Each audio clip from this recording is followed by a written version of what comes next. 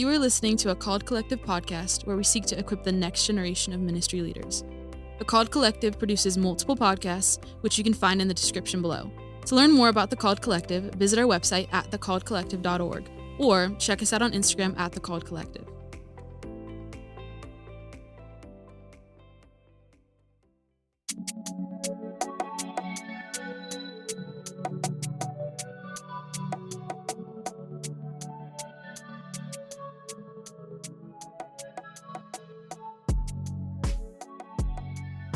Hello and welcome to Coffee and Calling. This is Levi. And I'm Paula. We are back with you with another episode of Coffee and Calling, and we have a very special guest today. Very, very special guest today. We say that about every single guest. They're all special. They really are, though. Probably because they're all our friends. They're all our friends, at least so far, as well as they're special in the eyes of God. So true. Amen. That'll preach. That will. But today we have extra special guest. Some of you know him. All of you know him. Probably. Maybe. Yeah. Wait, maybe not. If you don't know him yet, you will. Yeah. That's for sure. Because he's going to be the biggest preacher of all time. And because Oh, my you're listening goodness. to this podcast. Oh, yeah, So, that too. Yes. His name's Caleb. Stout. Glad to be here. Thanks for having me on. Caleb Stout, how about you tell the people what you've been up to? What do you do these days? Your major, what college you go to, all the fun stuff about What'd you do for work? Yeah. Well, most recent thing, I'm a dad. What? So that's awesome and exhausting and Yeah. everything in between. But yeah, my son Weston was born Let's almost 2 go. months ago. That's crazy to me. What? Let's go. He's growing up so fast. That's About to crazy. send him off to college. Yes. Hopefully Yeah. he comes to IWU. Yes. But yeah, I graduated here at IWU. Undergrad, I studied Christian ministries. Now I'm in a master's program here through the Kern program, studying practical theology. Wow. So that's what I'm up to, working for Kern. Let's go as a Love grad it. assistant. And then starting next year, I'll be a youth pastor at a church plant in Westfield, Indiana.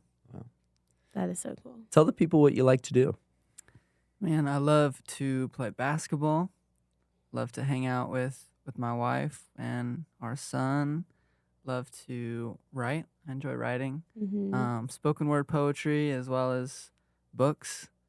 So yeah, those are some of my hobbies when I have time for them. What have you written so far? I'm in the process of writing 2 different books. One is called Abide, and it's about spiritual disciplines. Love it. So that's for a younger audience, primarily for youth, kind of learning and living spiritual disciplines to be with and become like God.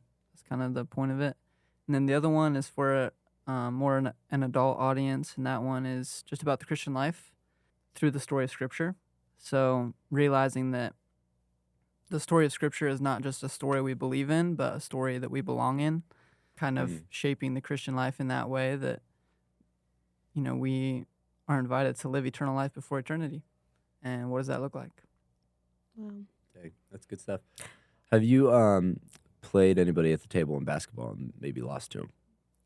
I have not played Paula before. She would probably beat me, though. Yeah. I have That's so played true. Levi several times, Wait. one of which he won. I won One single time. I won one time out of the 10 plus times that we've played each other. Hey, that's okay. And it was a comeback too. Oh. Yes. I had a hot hand. Oh, Yes. wow. We have a lot of fun. It was dramatic. It was great. I love it. Yeah. That's awesome. And all your teammates were surprised. Oh, very. Okay, Oh, no, Caleb, that's Caleb not a good Stout, sign. listen.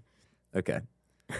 Caleb Stout is an insane basketball player. Yeah. I mean, he can make crazy shots from anywhere on the court. He is Steph Curry, but, a God-fearing man and is just a humble boy that just goes to college, and then he'll just Humble boy. Humble boy. Here's the thing. You'll meet Caleb Stout, and you're like, okay, this guy's cool.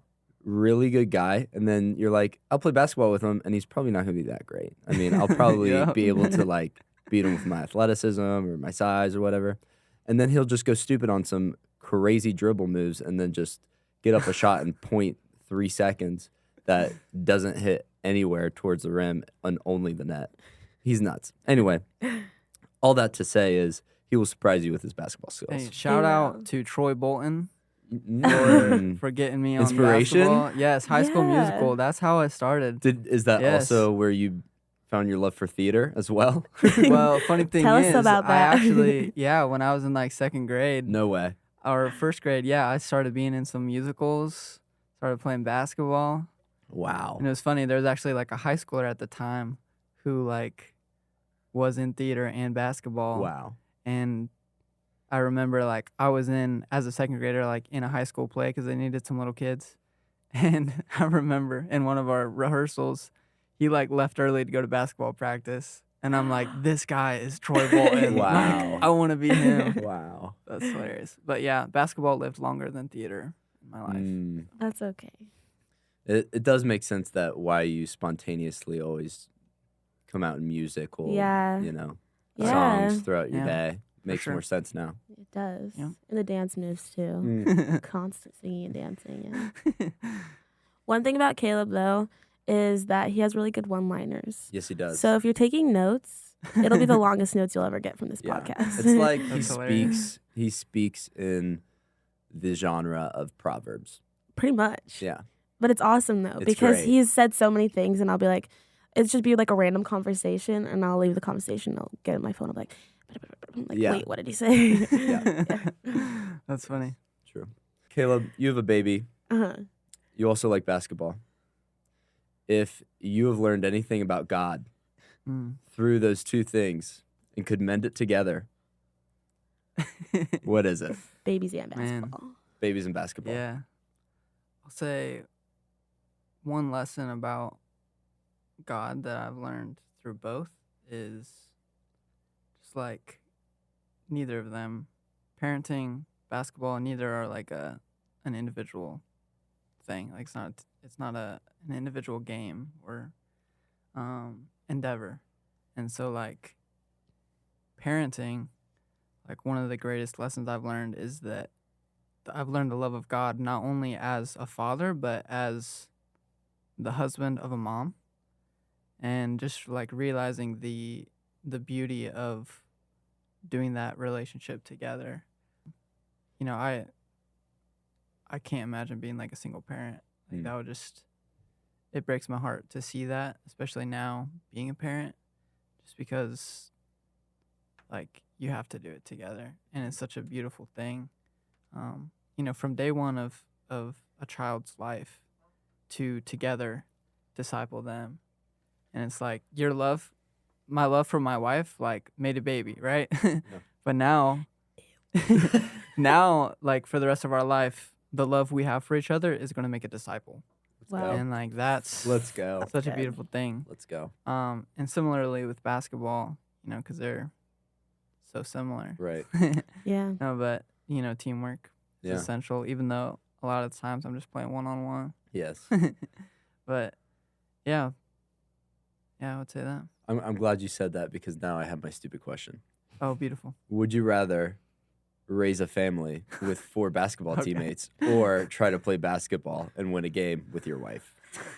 That's not a stupid question. That's easy. That's an easy. That's not an easy question. Have you seen Carson Carson's a play hooper. basketball? Carson's a hooper. She But- and I have played some 2-on-2. Like she and I against 2 of my guy friends. Mm, We won. wow. She's insane, actually. I didn't know this about Carson. Low key though, granny shot. Carson's secret talent is the granny shot. Okay. Like if there's one thing that she can beat me in, it's pig, Wow. because I can't compete with the granny shot. It's insane. That's crazy. Okay, that was an easier question I had anticipated. Can you tell us more about your calling, your story, just everything that has to do with that? Yeah. I think to start, kind of the backdrop of my calling is the story of just my relationship with God. Obviously, like that is kind of underlying with any call to ministry, because the greatest call is not to the ministry but to the one who called you to it. And so I'll just start with kind of sharing that there's not really a moment in my life where I was unfamiliar with the love of God. Mm. And I attribute that to a family who focused on discipleship, a family who's in ministry. You know, my My dad's a pastor, and my mom does a ton of spiritual discipline stuff, spiritual direction, rather. And it's just super powerful to realize that there's not a moment in my life where, like, I didn't know who God was, what he was like. Like, from day one, his love was prominent in my life, and that's really powerful. So I was baptized when I was 6, and my brother was baptized the same day. My dad baptized us. It was a really special moment.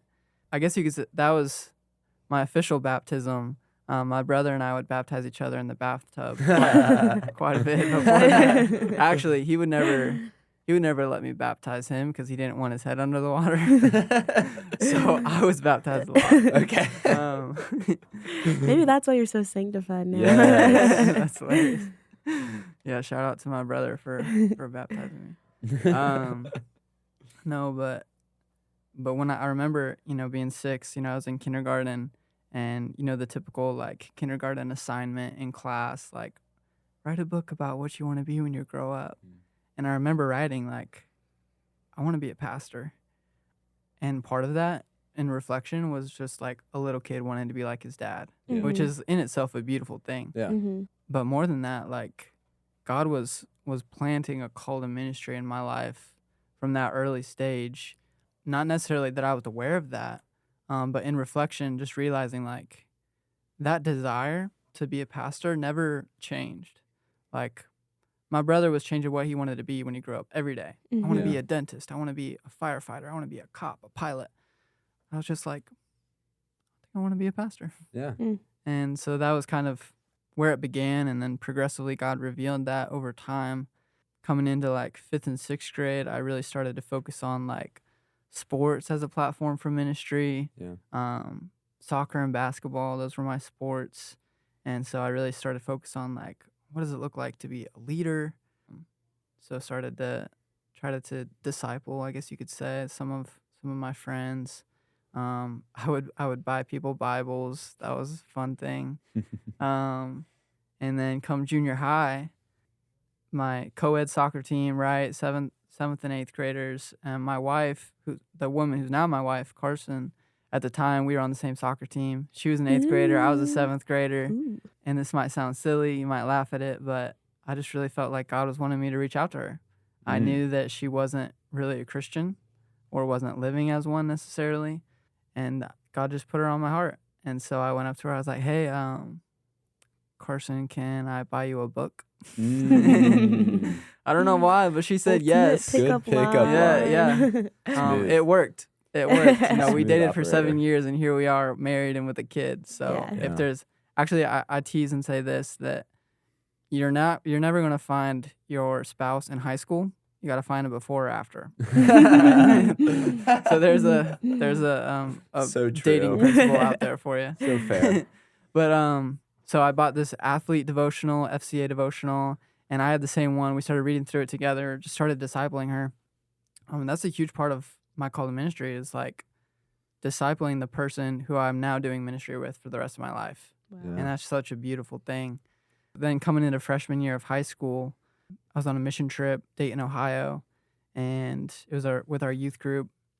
And at the end of the week, the pastor at the church that we were serving at, he was preaching a sermon, and he just stopped. He paused in the middle of his preaching, and I was sitting in one of the back pews with the rest of my classmates, and he just pointed at me, and he said my name, and then just kind of gave this prophetic word over my life, over my call to ministry, and then just like snapped back into a sermon. And I was just like, Wow. left there thinking like, What? oh, what just happened? That is crazy. So obviously I don't remember what the rest of his sermon was, but some of it was really it brought clarity that yes, I am called to ministry, but also brought uncertainty to what that was, because there were things that he said that brought confusion, and I wasn't sure at the time. I was like, I really want to play soccer in college, but some of the things he said, he was like, you're going to be preaching in these huge arenas. You're going to be preaching to the rich, and sometimes those are the hardest to reach. And he never said the word basketball, but the whole time, like, all I could think about was basketball for some reason. And I didn't know why. And then afterward, my mom was also there on the mission trip, And afterwards, she was like, Caleb, I don't know why, but the whole time I was just thinking about basketball. Wow. And I was like, okay, so there's something Yeah. there with basketball. Yeah. And so I was like, okay, maybe like I need to start focusing on basketball. Like maybe I'm going to go to play college basketball and that's going to be my ministry, whatever. I don't know. That wasn't true. Not tall enough. No. No, but you know, soon after that, I started getting more into the NBA. Just like fell in love with the Pacers. Yeah. And over time, like over probably 2 years after that, I started to realize like I feel a deeper connection to this team than just like fandom. Like I feel like more than Yeah. a fan. Like I feel like I know these players spiritually in a way. Like, Yeah. and that was really bizarre to me. I was like, I don't know what this means. And then God kind of invited me like to start praying over the Pacers organization. Wow. So I started praying for the players, for the coaches, for the general managers. And it was really cool just to see. Part of that too was I started having a couple dreams where I was like praying over Pacers players. And I was Wow. like, where is this coming from? Yeah.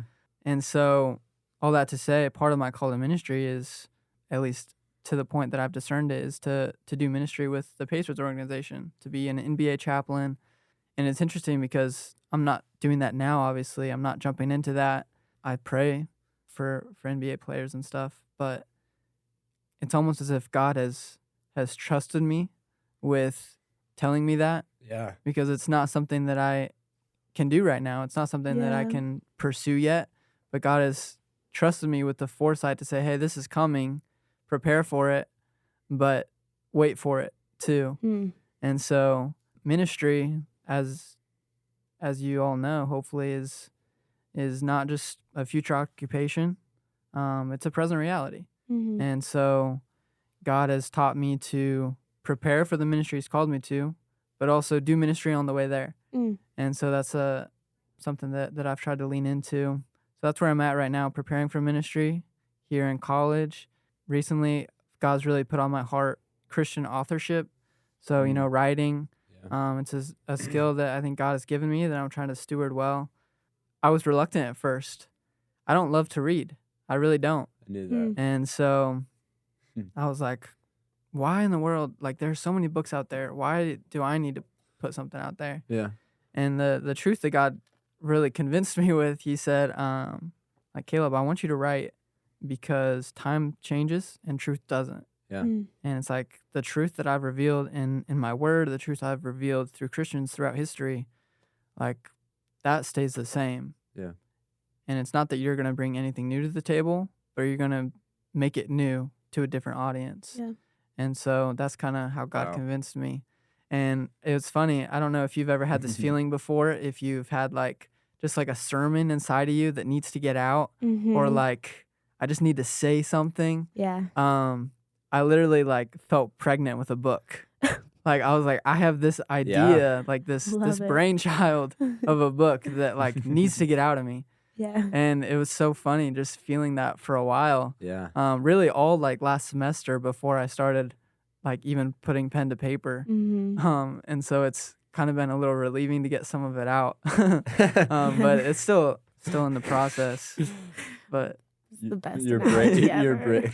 your brainchild was relieving. Your childbirth yeah. Your child. was Yeah, relieving. crazy experience. I'm sure it's just as painful as what my wife went through. Exactly. course. That's what I was 100%. thinking. Yes. Yeah. So where I'm at now, some of the cool connections, like I said earlier, that I'll be a youth pastor in Westfield, Indiana.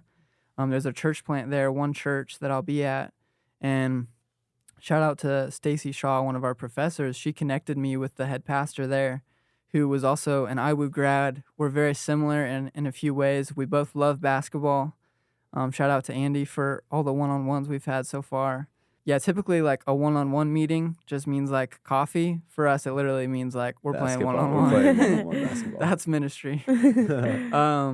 But Stacy Shaw connected us and was like, hey, you guys need to meet. Like, we both write spoken word poetry. We both love basketball, like I said.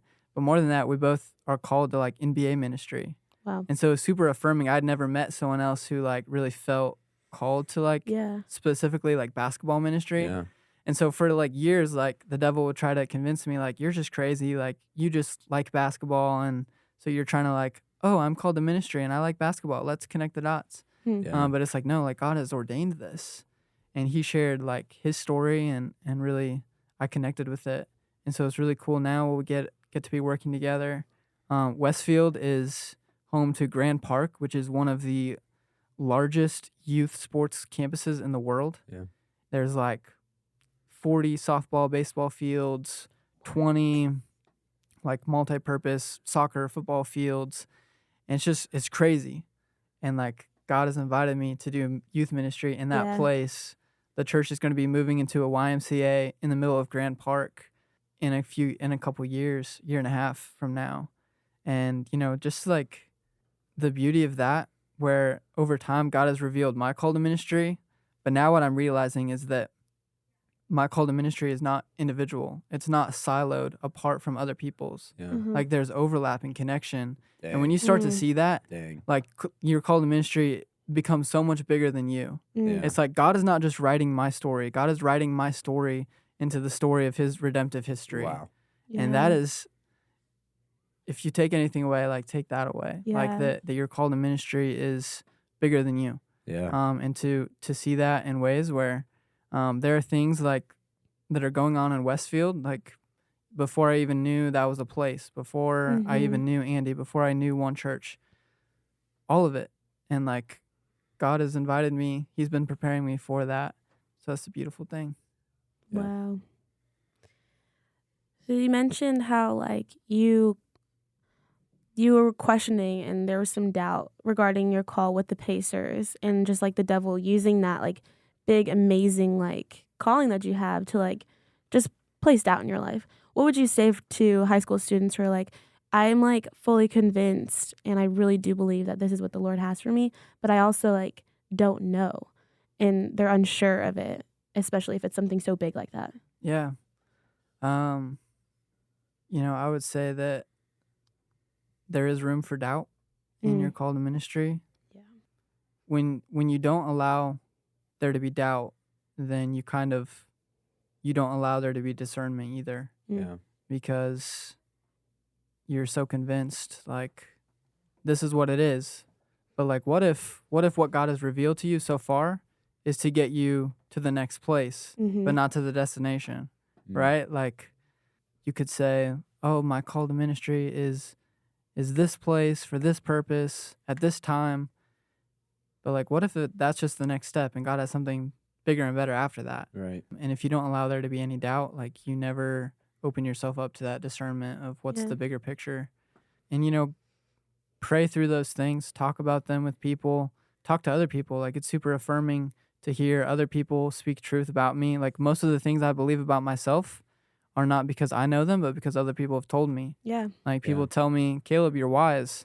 And when they say that, I believe it more than if I just tell myself that. Right. So as far as like a call to ministry, it goes, the same goes there. And even ask God like for confirmation at times. That's okay. Yeah. Don't always expect it how you want it to. But I just remember like, I would write out a prayer each night for a different Pacer player or someone in the organization. And there would be times like, this is a waste of time. Like this has no impact. They have no idea who I am. But then just like realizing I'm ministering to them without them even knowing who I am. Like that's a beautiful thing. And God would kind of confirm the impact at times. For example, one time where I was kind of doubting it, the significance of that, one of the things I prayed was like, God, bring people to the Pacers team who need prayer. Just simple thing. God, bring someone who needs prayer. And then I think it was probably a week after that. Shout out to Victor Oladipo. He was traded. He was traded for Karis LeVert. And when Karis LeVert was traded to the Pacers, whenever an NBA player gets traded, they have to do a bunch of medical exams to make sure they're healthy, like eligible for the trade, so the team knows that the other team's not hiding anything, whatever. Anyway, so when he was examined, they found out that he had cancer. Wow. What? And so that trade saved his life potentially, right? Because Wow. otherwise it would have gone unnoticed. He wouldn't have had any of those exams. But because he was traded, he had to go through those things, and they noticed it, Yeah. that he had cancer. And so then I started praying for him. I was like, So that was a moment where God really confirmed, this is meaningful. Like it has this real significance. Another example, I would just like kind of print out all the names on a little piece of paper and then just draw them randomly who I was going to pray for that day. Mm-hmm. And there were times where like, you don't know what to pray for. Like you don't really know what's going on in their life necessarily. So like I try to listen to interviews and stuff, anything that's out there to kind of understand the players. But sometimes you're like, no idea what to pray. Yeah. But then some days it's like you see that one of the guys got injured that day, or one time the guy's wife had a kid that day, and then like that was the name I drew. And it's like that's so cool. Yeah. Like I get to pray for him on the day that his child was born. Yeah. Just things like that, or the small things that are confirmation. Yeah. So ask God for confirmation, seek it out in other people, but don't allow doubt to change your direction. Mm-hmm. I mean, continue to walk, and God will reveal one step at a time what your calling is. Yeah. How have you seen, obviously you wrote a book on spiritual disciplines, or you're writing a book on spiritual disciplines. How have you seen those activities kind of mold your ministry, mold your calling, as well as your relationship with God? Yeah. I alluded to this earlier, but I attribute a lot of my spiritual maturity to my family. They lived in these ways. They lived the Christian life in a way that I observed and learned. What a blessing. And they were also intentional to teach me. Like I learned how to pray. I learned how to spend time with God. And when you spend time with him, you become like him. For example, like when I was baptized, I asked my mom, like, will you start waking me up in the morning so I can do devotions with you? Wow. And like just the fact that like she was doing that and like Yeah. I was aware of that, and then she invited me into that space. It's just an awesome thing, something that Carson and I, my wife and I, are really focused on for our kids, to make homemade disciples, right? Mm-hmm. But yeah, so through the years, these spiritual disciplines have really shaped me. It's just kind of helped me realize, like, before I'm a dad, before I'm a husband, before I'm a pastor, before I'm a friend, I'm a child of God. Let's go. And sometimes I forget that. Yeah. And spiritual disciplines help me recenter on that. So I love spiritual disciplines for that reason, just to be shaped. It's part of the significance of spiritual disciplines as someone in ministry or someone called to ministry is that by them, you live the life that you're called to teach others to live. Mm-hmm. Does that make sense? Yeah. It's like when you get called to ministry, some people almost substitute that with their greater calling, which is just to God. Right. Mm-hmm. And they end up teaching people to live a life they're not even living. Yeah. And so spiritual disciplines are one way that I hold myself accountable to that, where I'm not just telling people, preaching to people, writing to people about how to live the Christian life, but I myself am living that, a living example, a living sermon, I guess you could say. Yeah.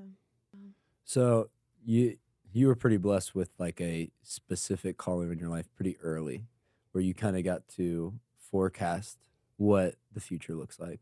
What would you say to people who kind of have a general calling to ministry? Like, I know that God wants me to go into ministry, maybe ministry schooling, but I don't know what's after that.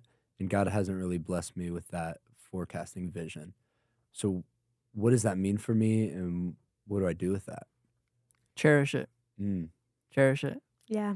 Like living in uncertainty, like it seems chaotic, it seems scary, but like there's no better place to be Yeah. than in the hand of God, uncertain about what's next and fully present in what is. Mm-hmm.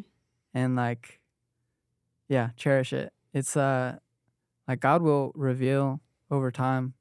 He'll never give you too much information or too little information. Like he'll give you exactly what you need. Not always what you want, but exactly what you need.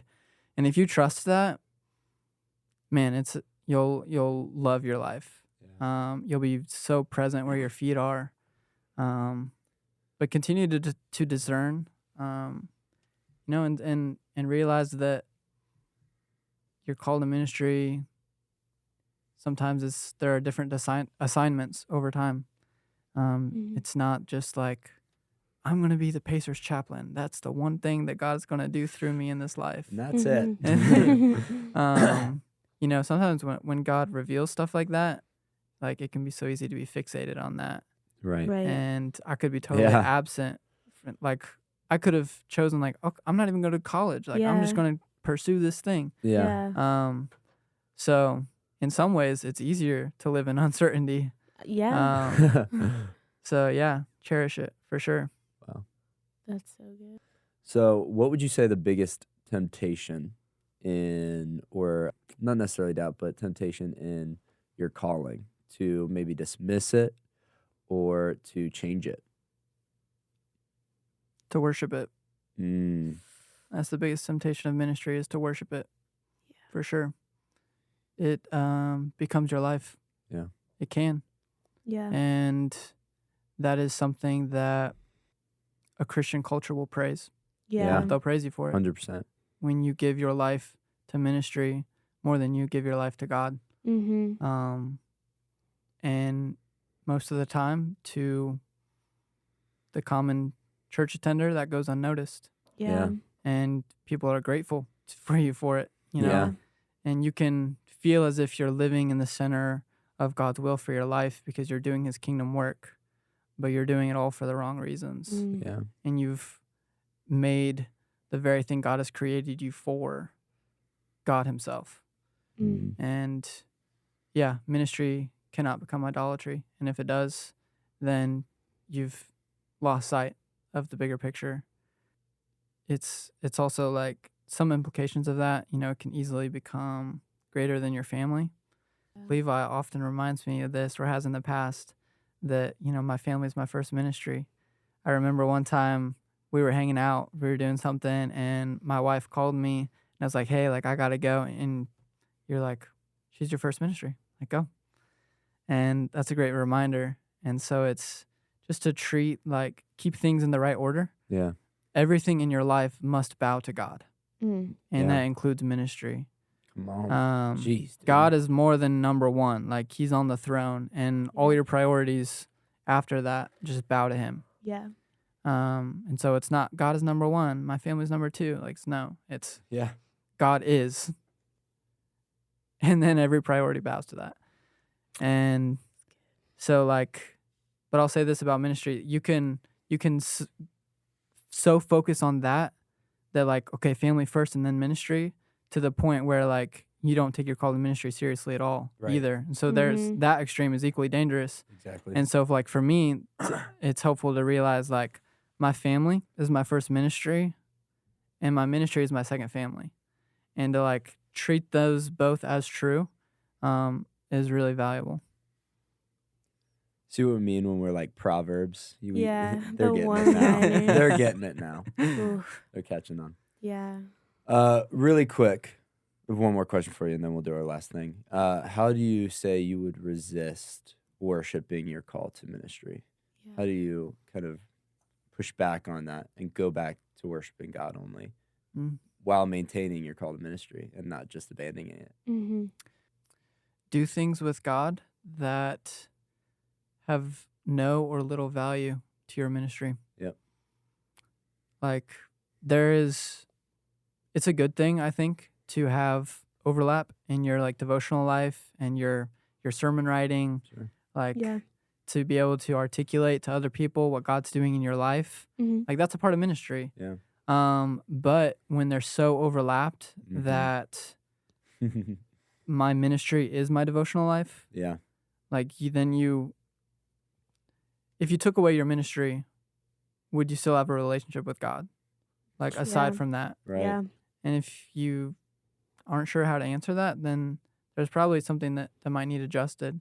And so it's just like, there's some of the temptations, like, is everything that God gives me is for me to give to someone else, when some things are meant to stay in the secret place. And to allow that to be true, even if, like, God gives me such a good word and it's like, oh, this needs to be shared. Oh, boy. And it's like, Caleb, that's for you. Yeah. Yeah. That was for you. Like, that's between you and me. Come on. That's one way I think to resist it, just to do things that this does not directly benefit my ministry. Yeah. Just when I sit in solitude and silence with God, Yeah. like that's just about me and him. Yeah. This is so silly, but I totally relate to that. I got convicted back in high school because I wanted to share my faith. I wanted to be bold, and I would post about everything I was learning from the Lord Right. on Instagram, literally everything. And at one point the Lord was like, not everyone needs to know. And it's exactly some of this is for you, and it's just for you and I. And so then I had to stop, and for a while there, and still now, I'm rarely posting about that stuff. And it's not because the Lord isn't speaking to me or the Lord doesn't have things to say, but it's there are things that is just between you and the Lord, and that's okay. And if you're posting for the purpose of seeming like a good Christian, or that you're wise or whatever, or if you're pretending that your devotional life is your ministry and everything you learn is your ministry, but you're idolizing your ministry, you're not. There's something wrong. Yeah. Yeah. So true. So last thing that we do on Coffee and Calling every week is that we like to give a word of encouragement to our guests, kind of speak life into them. And so I'll go first. Caleb, you are legitimately the wisest person that I know. I came to college and you were immediately one of my best friends, still are, dear friend, and a answered prayer in my life.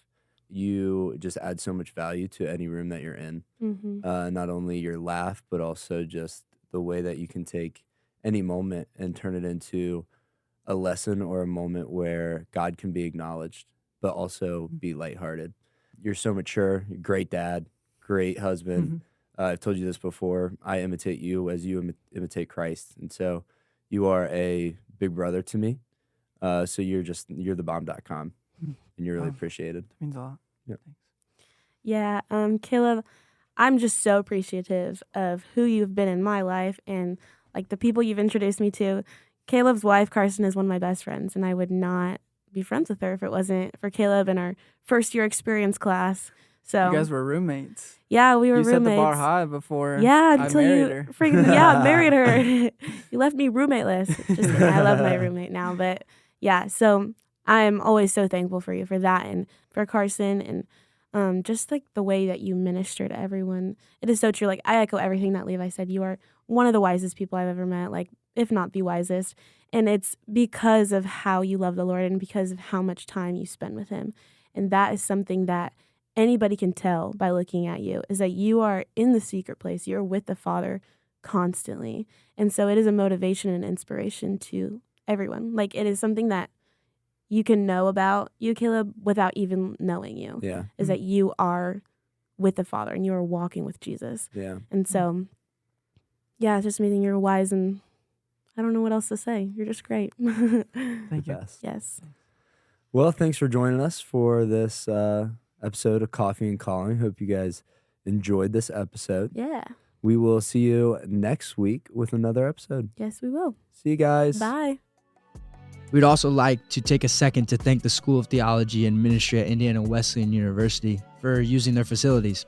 We want to thank the Call Collective for producing all of our podcasts. The Call Collective seeks to equip the next generation of ministry leaders. To find out more information, visit thecalledcollective.org or check us out on Instagram @thecalledcollective. Thanks for listening again and taking time in your day to have the chance to be formed by the conversations we have over coffee. See you guys next week.